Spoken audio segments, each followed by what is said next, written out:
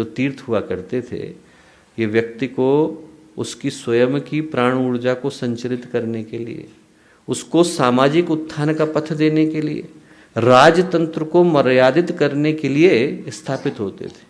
इसीलिए भारत में तीर्थ कितने हैं? 4 धाम है, बद्री केदार है, फिर उसके बाद रामेश्वरम है, फिर उसके बाद पुरी है, द्वारिका है।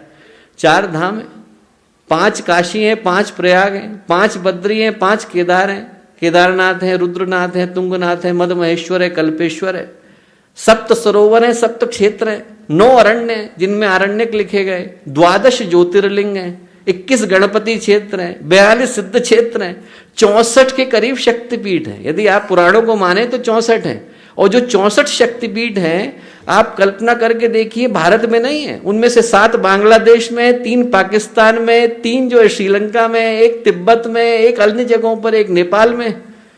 आज की तारीख में मैं कहूंगा कि आप बच्चों को एक गेम खिला करके देखिए। हमारे ईएमडी वालों से कहूंगा कि इस बात को लेकर के जरूर बताएं लोगों को कि आप बच्चों को एक गेम दीजिए, बच्चों को गेम खेलने के लिए दीजिए कि जैसे छोटा सा गेम होता है ना, वो आप देखो उसके अंदर आता है कॉमिक बुक के अंदर, एक बिंदु से दूसरे बिंदु को जोड़िए, दूसरे से तीसरे बिंदु को जोड़िए। बच्चों को आप कहिए कि आप 64 शक्तिपीठों को जोड़ करके दिखाओ बेटा, पहला बिंदु है, दूसरा बिंदु है।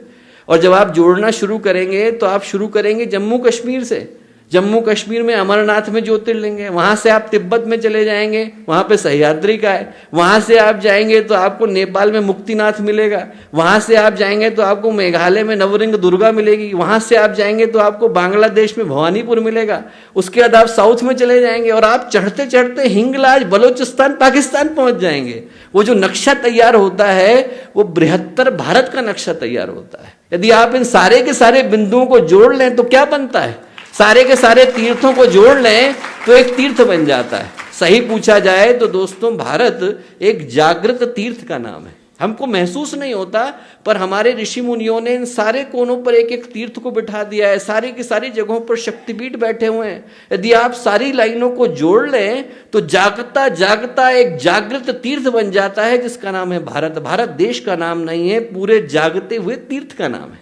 ये गेम बच्चों को खिलाने की आवश्यकता है, ये गेम बड़ों को खिलाने की आवश्यकता है, ताकि वो महसूस कर सकें कि भारतीय संस्कृति का विस्तार कितना ज्यादा है।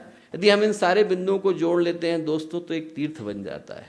वही जो तीर्थ बनता है, सही पूछा जाए तो ये सांप्रदायिक एकता का, सामाजिक सद्भाव का प्रतीक हुआ करता था। आज भी वैष्णो देवी में नारियल कहाँ का चढ़ता है?